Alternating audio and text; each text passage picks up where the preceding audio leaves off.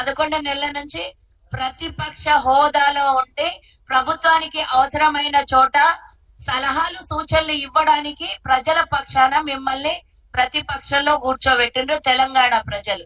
10 ఏళ్ల పాలన దుర్వినియోగం చేసిండ్రని కాంగ్రెస్ ప్రభుత్వానికి ఈ రోజు పట్టం కట్టినటువంటి తెలంగాణ 4 కోట్ల మంది ప్రజలకి మీరు కనీసం అధికారంలో ఉన్నంత సేపు ఏం చేయలేదు, ప్రతిపక్షంలో ఉన్నంత సేపు దాడులు తప్ప ఇంకొకటి తెలియదు. వ్యతిరేకించడం, మాట్లాడడం తప్పించి ప్రజలకు అవసరం ఉన్న ఒక్క పని కూడా పనికొచ్చే మాట మాట్లాడనటువంటి కేసీఆర్ గురించి, అదే ఇప్పుడు మనకు 4 నెలల నుంచి కనబడనటువంటి కేసీఆర్ అయినా, విదేశాలకు తిరిగేసి వచ్చేటటువంటి కేటీఆర్ అయినా, 6 అడుగుల బుల్లెట్ అని చెప్పుకునేటటువంటి హరీష్ రావుకైనా ఈ మీడియా ముఖంగా ఒక సవాల్ ఇస్తున్నా నేను. మీ 10 ఏళ్ల పాలన తీసుకుందాం, మా 10 నెలల పాలన తీసుకుందాం. ఈ 10 ఏళ్లలో మీరు మొట్టమొదటిదే అబద్ధంతో మొదలైనటువంటి మీ పాలన. దళితునికి ముఖ్యమంత్రిని చేస్తా, 3 ఎకరాలు గిరిజనులకి దళితులకి 3 ఎకరాలు ఇస్తా అని అబద్ధమాడి, ఇంటికో ఉద్యోగం ఇస్తా అని అబద్ధమాడి, ఈ పేదోళ్ళకి అందరికి కూడా డబుల్ బెడ్రూమ్ ఇండ్లు ఇస్తా అని అబద్ధాలాడి 10 ఏళ్లు పబ్బం గడుపుకున్నటువంటి కేసీఆర్ పాలనతో కాంగ్రెస్ పాలన పోల్చుతుంటే ఈరోజు ముక్కు మీద ఏలేసుకునేటటువంటి పరిస్థితి. మరి మేము వచ్చి 10 నెలలే అయింది. ఆ 10 నెలల్లో మీ కళ్ళకు కనబడతలేదా మేము చేసినటువంటి అభివృద్ధి? 7.5 లక్షల కోట్లు తెలంగాణ ప్రజల మీద, ప్రభుత్వం మీద అప్పుల భారం మోపింది గాక పూటకొక మాట, అబద్ధాల మాట, ఇష్టం వచ్చినటువంటి మాటలు మాట్లాడుతుంటే నేను కొన్ని ప్రశ్నలు వేస్తా. సవాల్కు రెడీగా ఉన్నారా? ఎక్కడ రమ్మంటారా రండి, చర్చకు సిద్ధమైతే మీరు ఎక్కడికి పిలిస్తే మేమన్నా వస్తాం. మీరన్నా ప్లేస్ టైము మీరు చెప్పండి, లేదంటే మమ్మల్ని చెప్పమన్నా చెప్తాం. కనీసం ఇంకిత జ్ఞానం పెట్టుకోండి. హరీష్ రావు, కేటీఆర్ మీ అయ్య ఎట్లన్నా రాడు, ఫామ్ హౌస్ ల నుంచి బయటికి రాడు.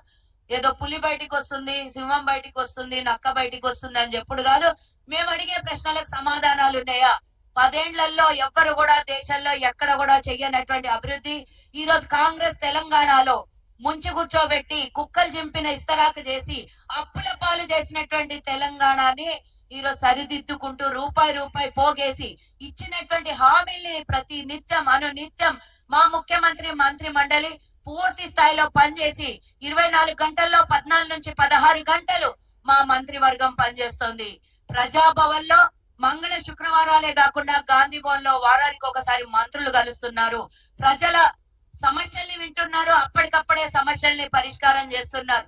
ఇన్ని విధాలా కాంగ్రెస్ ప్రభుత్వం దూసుకెళ్లి ప్రజల పక్షాన పనిచేస్తుంటే నోళ్లు ఉన్నాయి కదా, నాలుకకు నరం లేదు కదా అని ఇష్టం వచ్చినట్లు మాట్లాడుతుంటే ఈ 10 నెలల పాలనలో ఎవ్వరు కూడా దేశంలో ఏ రాష్ట్రం కూడా 55,000 ఉద్యోగాల్ని వేయలేదు.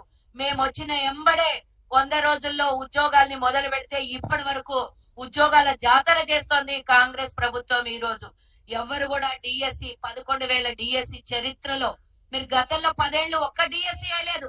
మేము వచ్చినటువంటి 10 నెలల్లోనే 11,000 ఉద్యోగాల్ని కల్పిస్తూ డిఎస్సి ఉద్యోగ పోస్టుల్ని భర్తీ చేసినాం. కులగణన గురించి రోజు రెచ్చగొట్టి ప్రజల్ని ఇంటికి వస్తుంటే ఎవరైతే అధికారులు ఇంటికి వచ్చి కులగణన గురించి మీ దగ్గర వివరాలు సేకరిస్తుంటే వాళ్ళ మీద వ్యతిరేకంగా ప్రయోగం చెయ్యమని మీ దరిద్రం పాలనలో చేసిన తప్పిదాలు కాకుండా మీరు జనగణన చేసిండ్రు. అదేడున్నది ఇంతవరకు దాని లెక్కలేదు, పత్రం లేదు. దాని మీద ఖర్చు చేసినటువంటి డబ్బు కోసమన్నా కనీసం దాని డేటా ఇయ్యలేదు. ఈ రోజు మా ప్రభుత్వం ముందుకెళ్లి ఈ కులగణన గురించి అవగాహన లేకుండా అసలు రెచ్చగొట్టే విధానం. ఈ కులగణన ఎందుకు చేస్తున్నాం? కులగణన చేస్తే తెలంగాణలో అట్టడుగులో ఉన్నటువంటి ఆర్థిక ఇబ్బందులు, బిపిఎల్ లెవెల్ కన్నా కింది స్థాయిలో ఉన్నటువంటి అందరికి కూడా ప్రభుత్వ ఫలాల్ని దక్కాలని ప్రభుత్వం ముందుకెళ్తుంటే, అందరి కులగణన చేస్తుంటే ప్రతి కులానికి చెందాల్సినటువంటి ప్రభుత్వ ఫలాలని రాజకీయంగా, సామాజికంగా, ఆర్థికంగా బాగుపడాలని అన్ని విధాల ప్రభుత్వం దూసుకెళ్తుంటే దాని మీద చర్చలు మీరు చెయ్యలేదు, చేసినోనికి చెయ్యనియ్యరు. ఇది 1931లో అప్పుడెప్పుడో బ్రిటిష్ వాడు ఉన్నప్పుడు కులగణన చేసింది.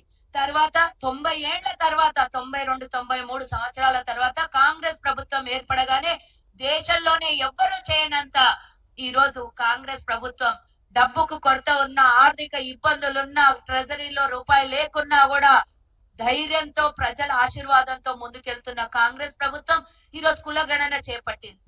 కుల గణన వల్ల రేపు పొద్దున అన్ని విధాల రాజకీయంగా నా కులానికి ఎంత హక్కు అని అడగడానికి ఈ రోజు కులగణన పనికొస్తుంది. ఆర్థికంగా వెనుకబడినోడికి ప్రభుత్వ ఫలాల్ని అడగడానికి పనికొచ్చేటటువంటి ఇంత మంచి కులగణని ఈ రోజు మేము సేకరిస్తుంటే దాని మీద మీ వ్యంగ్యంగా మాట్లాడే మాటలు, రెచ్చగొట్టే విధానాలు